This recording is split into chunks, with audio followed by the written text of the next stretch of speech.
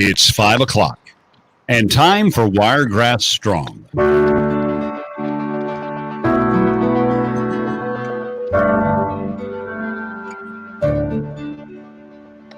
The new coronavirus epidemic is a big problem that's expected to become bigger in the weeks and months to come. For those who are infected as well as those trying to avoid infection, these are trying times. But amid all the doom and gloom, there are some positive stories, positive messages, and reasons to remain hopeful. So every afternoon at this time, your Wiregrass Radio family of stations will come together while staying apart to help you stay informed. We're going to be seeking your input. If you're a business impacted by the virus, call and let the Wiregrass know what you are doing to continue safely providing your services or goods. And if you're a parent working hard to take care of your family, we'd love to hear how you are coping. Remember, only the facts, no hearsay or rumors, and we're trying to keep things positive. Our number is 334-699-1053, or you can join us on YouTube Live, and you can chat throughout the program.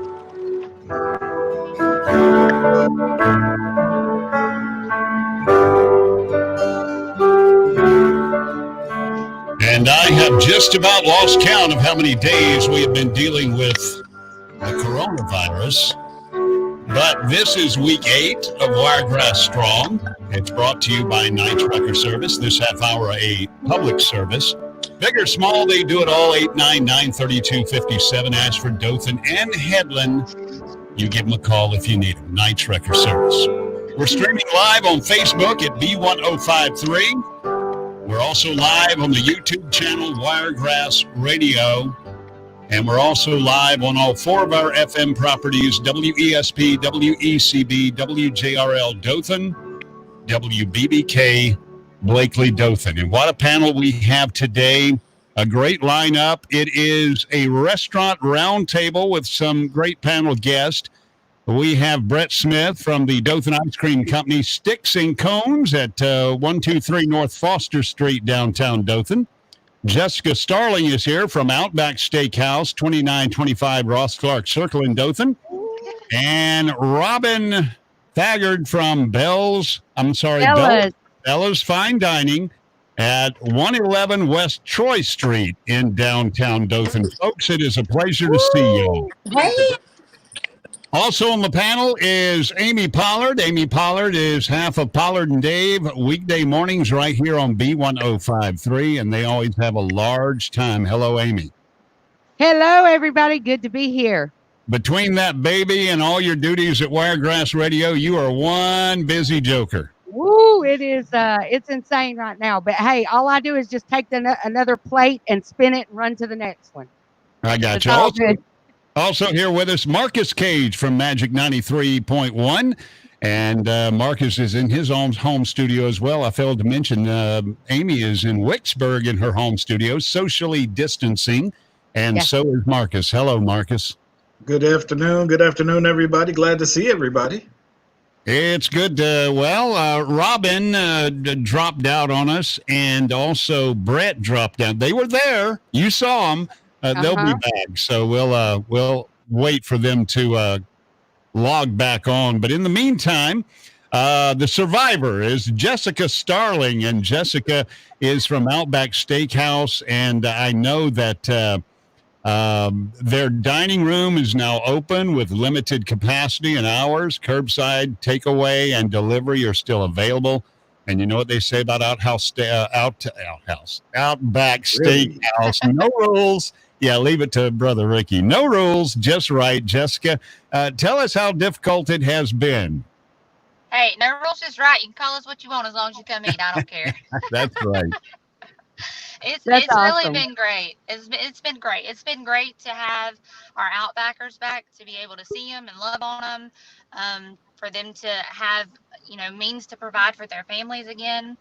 It's been fantastic to see the community come out. We had at 3:30 on Friday, we had a line around the building, and it was an hour wait all night long. And I mean, it's so humbling to see people come out like that. Well, Yeah, that's amazing. That's amazing. I know you've been through a lot with the initial clampdown on business and not knowing what we were going to do, and then curbside and takeaway service. And how have you prepared now for diners inside your dining room at Outback Steakhouse? I feel like we're still preparing, actually. It all kind of happened so fast. Just making sure that every day we're doing everything that we can to not only keep our Outbackers safe, but the guests that are coming in, that we're taking every precaution. And it does slow down the pace of service just a little bit, because we have so many extra steps and measures that we have to make sure that we meet in the dining experience. But it really, people have just, they've had nothing but great things to say, and they have been so patient and so understanding, and it's just been phenomenal so far. Excellent. Let's bring Marcus in here. Marcus? Yes.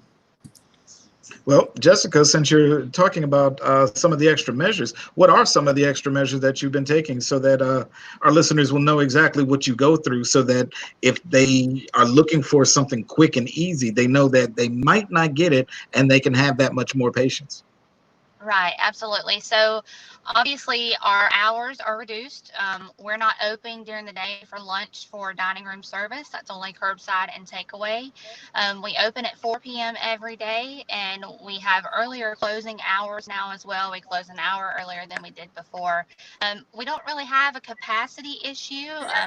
The thing about it is trying to keep everybody apart and distance people the recommended 6 feet. So that only allows us to seat about 20 tables currently, which is almost half of what we typically seat. We also aren't able to seat the bar at all. We also have to initially, as soon as our Outbackers come in, we do a pre-symptom survey with them, make sure they don't have any type of symptoms. And this is every day before they walk in the building. They come to the to-go door and we do this worksheet with them. From there, they go ahead and grab a mask and gloves, and they stay masked and gloved throughout the entire time that they are in our building. Even if we have vendors come and drop stuff off, if they have to enter the building, then they also have to wear a mask and gloves. A little something that kind of slows down the pace of service that may cause you to wait a little bit longer. When you are dining with us, unlike before, whenever we could, go to one table and drop off drinks and then bring food to another table and then maybe stop by and say hello and it's good to see you. In between each table visit, as we're doing different transactions, that server has to go and change their gloves and wash their hands and put on fresh gloves. So we're just very thorough with making sure that we're washing our hands long enough, that we're changing out our gloves enough, that everyone is properly wearing a mask, which is another big thing for us. A lot of people kind of, I guess, don't really grasp how important it is to wear it properly. So making sure that we, take the time to go through that as well. We also went ahead and recertified all of our staff with the Serve Safe course, which they're required to take anyways. And we also did a refresher course that tells them all of the changes and the expectations as well. We also make sure that we stop and clean on a sanitizer. We clean and sanitize, disinfect on a timer. So we have a 15-minute timer, a 30-minute timer, an hour, and a 2-hour, so that we make sure that we get all of that in and we're hitting all those high contact areas that the customer would be touching. That's awesome. That is great. I mean, let's talk with Robin about this a little bit. Robin, the owner of Bella's Fine Dining in Dothan. Um, Obviously, Robin, this is territory that none of us have really had to experience, but you've been in the restaurant business for years. How have things changed for you as far as Bella's concerned? Oh, all right. Would you say that again, Amy? I didn't hear you. How would you say, because I know you've been a part of the restaurant industry for years. How are things different at Bella's with all that we're going through? Well, Amy, I think we have to get creative in crisis. Fine dining was a different hit for us. We didn't really have anything set up for to-goes. We closed down the first 2 weeks, and then we decided to do our ribeyes and fillets, which have been a great success to-goes for us. We even had Steve Hollinger came down and played the Zats for you pick up, which is really cool. I But we saw took this that. I time. thought that was great. Thank you. But we took this time for renovations. You either decided, I know we were all scared. I wasn't, it was new for each of us. So, but literally from closing down that, when we knew on that Saturday, we started renovations the Monday. So we have done full renovations. We completely changed the dining room. We put a beef and boards for charcuterie station. Butcher block station in. We took out bars. We added a new bar. We clear coated and sanded all the floors because the building's from 1937. So we have taken advantage of the time we had and really could have used another week. The governor, I'm glad that she gave us the opportunity to open, but we really needed more notice for the staff, and we just needed more time. Yeah, I agree. So now that you've got your renovations, are you open now, or are you still not quite open? We did a soft opening yesterday. We didn't advertise that we were opening, but we did open. So tomorrow is going to be our official open day. I would have loved to have had one more week, but our guests, we miss them and we really want to see them. So they want to come back. And so how? Go ahead. Oh, I'm sorry. Are you doing reservations alone, or are you also doing walk-ins? No, we're doing both. So last night we just had 2 or 3 people that had called and made reservations. So we decided to go ahead and do that. And we probably had another 60% of walk-ins. So we ended up with a lot more last night than we anticipated. And again, we're like Jessica, our building's just shy of 30,000 square feet. So we set the ballroom up with tables. We set the cellar up as tables. We had the dining room and our private room. So we really do have the ability to just really do even more than 6 feet. Right. So what else have you implemented, or will you be doing as precautionary, guidelines with the CDC? Are y'all doing the mask and gloves? We are. We had masks made. I think Jessica really thoroughly covered all of the PPEs that we're doing, but we had masks made last week. We have an abundance of gloves. We're changing them out after every guest. We did go to disposable type of fine dining napkins, and we're doing disposable menus. Nice. Okay. That's something that you just don't think about. You even have to think about guests going from menu to menu. That's for those of us that aren't in the industry, we didn't think about things like that. But I guess there are so many facets. And I don't know if Jessica is experienced this. She may not, because of we're being local, but we've had an issue getting to-go boxes, bags, some of the things that we have never really ever considered ever being out of. The meat going, higher. I mean, I was looking at ground beef today. Even for us, I think it was $5 or $6 a pound. So it is different for all of us at the moment, and we're just having to adjust as we go. Right. Let me remind you, this half hour is brought to you by Knight's Wrecker Service, big or small. They do it all. 899-3257. I want to give Brett a shout out. I don't think he's going to be able to come back with us. I call him the ice cream man. It's Dothan Ice Cream Company and Sticks and Cones at 12. It's 123 North Foster Street. Yeah. Ice cream cafe, quickly serving sandwiches, soups, salads, wraps, a selection of hand-dipped ice cream, and handcrafted ice pops. 305-0111. That is Brett, and I'm sorry he's not able to log back. Robin has something to say about that. Okay. I just want to say in behalf of Brett has not lost. He stayed in it, stayed curbside the whole time. His business has been sensational. Big shout out, a lot of courage for him to do that. So we're very proud of him on Foster. Yeah, for sure. It takes a lot of courage for anybody.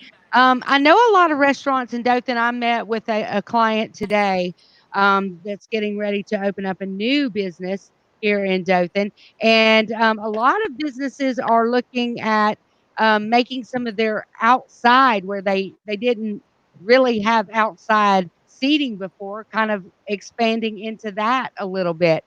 Is that something that either one of you have considered, or is it even an opportunity for you to do? Well, it is for us. Matter of fact, now that it's odd that you say that, because I have a meeting next week with the city. The city now has something what they call parklets for those of us that are downtown. So using part of the sidewalk. So it is absolutely an option. We just have to go through the proper procedures to make that happen. I think that would be awesome. I think that would be a great little thing because are y'all now Jessica was talking about how, an hour away, people wrapped around the building. I know that there still are some people, even that are listening on the radio right now, that may still have some reservations, like as in little concerned about still getting out and about and going into restaurants for dinner with the family. They're ready. They want to because after eating home for 2 months, they are ready to get out and do that. What would either one of you say to those people that have those concerns? Well, we completely understand and we can absolutely work with you on that. That's why we're still offering free delivery and we've expanded those zones so that we can kind of help cater to everyone, no matter what situation they're in. I can't, to me, you can't be safe enough. So I don't fault the people that do still want to stay in. Several people I know are high risk and that's probably the right decision for you. Right. But still take advantage of the curbside and to go services that your local businesses are offering because I mean we're taking such extreme precautions to make sure that it gets there safely. And I know a lot of places, as are we, are offering contactless deliveries to try to make you feel more comfortable. What about you, Robin? What would you say to those people that might still have some concerns about getting out into the public restaurant arena? Well, I like what Jessica said. I would agree, and we do when being Bella's, we do have a little bit of older clientele. Mhm. I thought that may hindered us, but I don't believe it's going to at all. I feel like we'll be able to space them apart, and I think they're going to come out. I really haven't. In looking at our guests last night, I really age had no barrier. Well, that's a wonderful thing, and every morning on the morning show, Dave and I take that opportunity to encourage our listeners and our viewers to get out and support local businesses because the time that these businesses have been closed has hurt a lot of the local economy and the individual business owners, and they're needing that support right now. They're needing the citizens of the Wiregrass to get out and support them and get back to allowing them to serve them and feed their family. So we continue to encourage that. And it's very promising to hear from the two of you and see that, you know what, it's not going to slow. It's going to take a lot more than that to keep folks in the Wiregrass from going out to eat because we love to eat in the Wiregrass. Well, I've I seen a do lot have. of people bond together, Amy. I'm Yes. real excited. I have really seen all of us in the restaurant industry and everybody in the city just supporting. And there she goes. There she's back. Hey, my phone Yes. keeps ringing. Yeah. We had an opportunity to feed the healthcare workers. I personally have two daughters that are nurses, so this impacted me differently because Hmm. I had one of mine on the front lines, the other one moved to DC, and my other child. So, Mm. my vision was different. We were on the home front, but my family was involved in it. So, the opportunity to be able to feed the healthcare workers was probably the most humbling thing for me to be able to do. Marcus, we'll get to you here in just a second. You got that question right there on your lips. I want to ask them, though, Jessica and Robin, do you feel that this is going to be a part of your business model moving forward, the curbside and takeaway? I know that a lot of businesses are just going to roll that right into the way they do business from here on out because we don't know how long this is going to last. And the comfort level of going back in the restaurant, I do pray that obviously there's a day when we exceed the 50% occupancy and we start filling the restaurants back up when we're comfortable and we're safe. But I got a funny feeling a lot of, not just restaurants, but a lot of people are going to be doing business different. What kind of things are going to be different moving forward for y'all? Ricky, I believe I'm expecting a 50% profit margin different. So I'm thinking that we'll have 50% inside the restaurant and 50% to go for a while. So we try to take the new business model by doing the renovations and being able to accommodate that. That would not have ever been anything we would have considered before the COVID-19. Right. we've all had to consider a lot of different things. Yeah. Marcus, how about you? Well, one question that I do have is what is one of the things that you can say that you have learned through this entire experience, and what has strengthened you through it? Jessica, you want to answer that first? Oh, can she hear you? You want me to answer it, Marcus? Sure. Okay. Kind of what we said at the beginning, you have to be creative in crisis, because we were all in a crisis, just not the restaurant, anybody in any business. And, for me personally, local business is very important. It really defined who you were. Either you decided to get in the program and make it work and figure out how to make that work, or you decided that you weren't, going to be part of it. It was a bit scary getting into the program, when COVID-19 and what we were going to do. I just want to say the Lord provides. He provided so much for us, paved the way, give us great ideas. So, I have to say that, I'm going to give God the glory in this. And I'm just real excited. I think it made us all better people. I think we all came together to be better people because of it. We're not really divided as much as we think we are. And I think the COVID-19 for the nation, for everybody, brought us closer. Additional question that I have is, I know that some of the restaurant owners that I spoke with were having a hard time, Robin, getting some of those employees and workers to come back to work, because some of them had already gotten on the unemployment benefits. And now that the business is starting to start back up, how are you doing with your employees? Are they all returning? Are you hiring new employees? How's that coming along?